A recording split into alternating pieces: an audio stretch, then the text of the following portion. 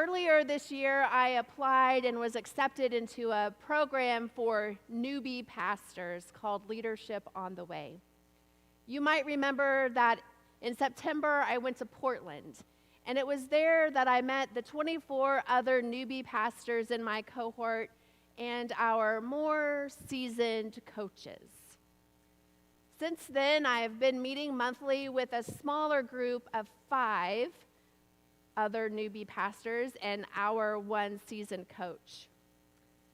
Before we all met together in Portland, we were asked to post in a private Facebook group a picture of what leadership looked like for us in the current season of our ministry, along with a one-word description.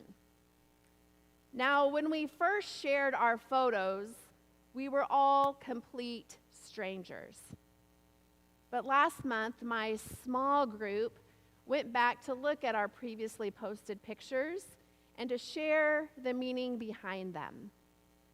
So today, I'd like to show them to you while we explore our gospel text and our Advent theme, because I think there is a connection there. And I truly believe that a picture can speak 1,000 words, and then I don't have to speak 1,000 to you, right? The first picture is the one that I shared, and my word was transition. This picture was taken in early September, long before any of the leaves had started turning colors for the fall. But for some reason, about a half dozen leaves on the Japanese maple tree in my yard turned bright red. What I love about this picture is that there's more to the story than just the leaves that have transitioned to red. You can see in the background that there are still green leaves on the tree, full of life and growth. There are also dried up leaves that have withered and died from the heat. The transitions in our lives rarely happen all at once. They happen little by little. Sometimes it takes our insides time to catch up with the transitions that happen on the outside. Sometimes transitions bring colorful change or growth, or even the opportunity to let things fall away. In our gospel lesson for today, we return our focus to Mary's transitional experience and find her on the move after hearing some pretty big news. Last week, you heard about Joseph's experience, but the week before, we heard the story of Angel Gabriel telling Mary she was going to give birth to the Son of God. Now, even though the angel tells her not to be afraid, and even though Mary eventually says yes to God's call, I imagine that Mary was still filled with great fear and uncertainty. Talk about a huge, life-changing transition. Even after Joseph decided not to divorce her, her situation was still dire. It's no wonder that we see her retreating to her cousin Elizabeth's house in the hill country of Judea. Yet any fear that Mary may have had was met with the bold assurance of Elizabeth. She greets Mary with welcome and expectancy and a powerful blessing. She sees how God is at work in Mary, and she names it out loud. She says, "Blessed are you among women, and blessed is the fruit of your womb. And blessed is she who believes that there would be a fulfillment of what was spoken to her by the Lord." What Mary finds during her time of transition is someone ready and willing to accompany her through her fear and her uncertainty, whatever may come. That in itself is a powerful, powerful gift. This next picture is Pastor Josh's picture, and his word was accompaniment. He had just transitioned into married life only weeks before we met in Portland. So his picture shows him walking through a celebratory crowd with his new wife on his wedding day. What I now know is that those who are celebrating with them, the people waving the ribbons and cheering wildly, those people are his congregation, the people of the church that he pastors. The beauty of this picture is that it captures the breadth of accompaniment. He is not only accompanied hand in hand with his partner, but he is also accompanied by his faith community. They have gathered around him to cheer him on and accompany him in the next chapter of his life, just as he accompanies them as their pastor in the joys and pain of their lives. You see, accompaniment is both a gift given and a gift received. Accompaniment is both a gift given and a gift received. Look around you, friends, at your community. We talk a lot about community here at Fellowship. Sometimes we talk about serving our wider Tulsa community, but we also talk about the ways in which we care and support one another within our faith community. Those who gather together as fellowship, and even along together with those of Comunidad de Esperanza and Prince of Peace. Really, when we talk about ourselves as this faith community, we are saying that we are a group of people committed to being a collective, bound together by our faith. We are dedicated to being a part of something bigger than ourselves. We are devoted to accompanying one another, even in our differences and even in our flaws. We belong to one another, and we are better for it. I saw the beauty of this belonging come to life on Friday night at the Christmas concert.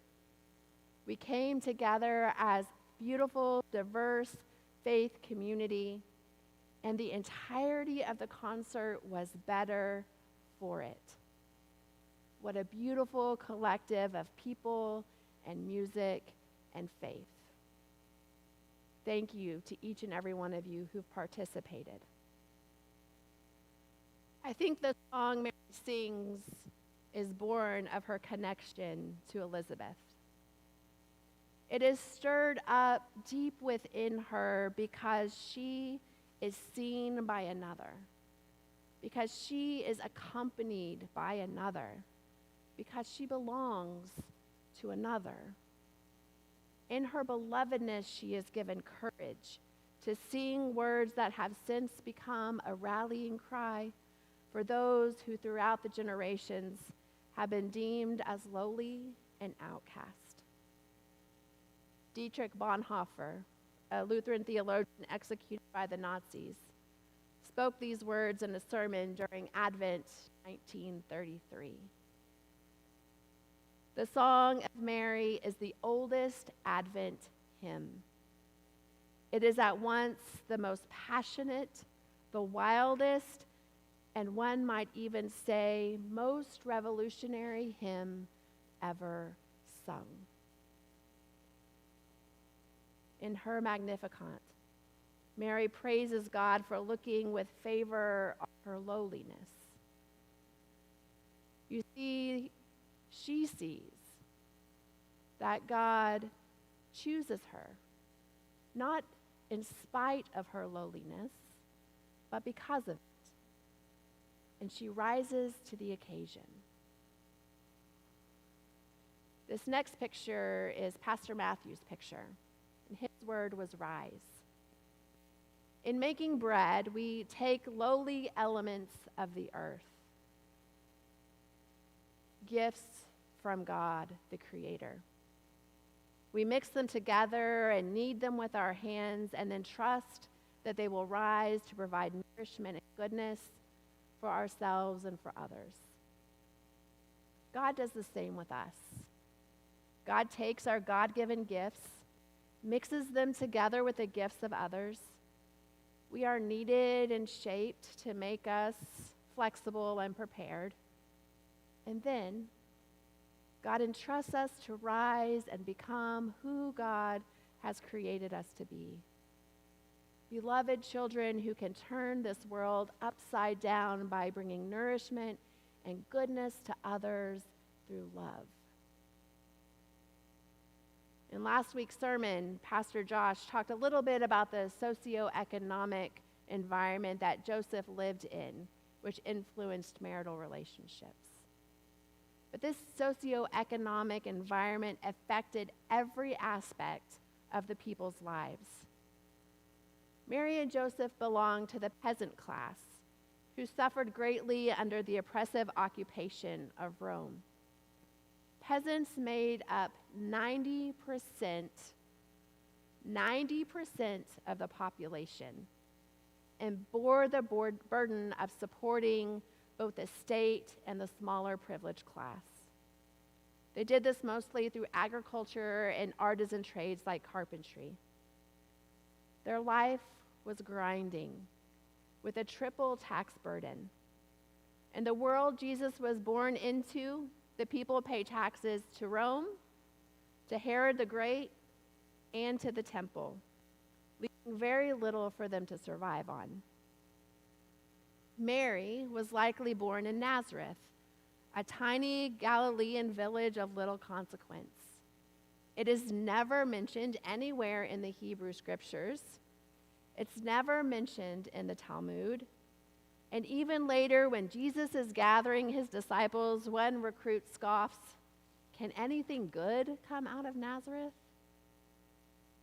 And so Mary is a young girl from an insignificant town who lived in poverty. Yet her lowliness is not seen as something to overcome. It is seen as a blessing. You see, it is often in our lowliness that we come to know our need for God. It is in lowliness that we depend on faith and we cling to grace. Often it is only from this place of trust that we can rise up and turn this world upside down. The last picture I'd like to share with you is the one my coach shared with us. His word was waiting for arrival. I guess he got 3 words because he's the boss. Pastor Dan Poffenberger is the lead pastor of Shepherd of the Lake Lutheran Church in Prior Lake, Minnesota, and the pastor who applied for the Lilly Grant, which created the Leadership on the Way program. When he first shared this picture, I thought, wow, what a beautiful lake house. What a lucky guy to live somewhere so beautiful. He must have a really huge church. What I've since learned is that this cabin is built on land in Idaho that has been passed down in his family from generation to generation. Over 100 years ago, this beautiful cabin was just a rugged hunting shack where Dan's ancestors would go to hunt for food to feed the family throughout the year. Eventually, a small house was built there, and then other family members added on to it, and then parts of the original house were torn down and new additions were built. The cabin that sits beside the lake is the work of many generations, each building upon the work of those who came before. And now it is a place of retreat and rest and beauty, just waiting for the arrival of whoever will come next. From generation to generation, we can see God at work through relationships to create goodness and beauty. When we see God in each other, when we can view the divine in each and every other person and see them as a child of God, we can generate a different kind of world. A world that's just waiting for arrival. I'm sure Mary and Elizabeth would have never imagined what kind of world they were taking part in creating. And yet the world was never the same because they saw the divine at work in each other. In this last week of Advent waiting for the Christ child's arrival, may you know that you never wait alone. You never walk through transitions alone.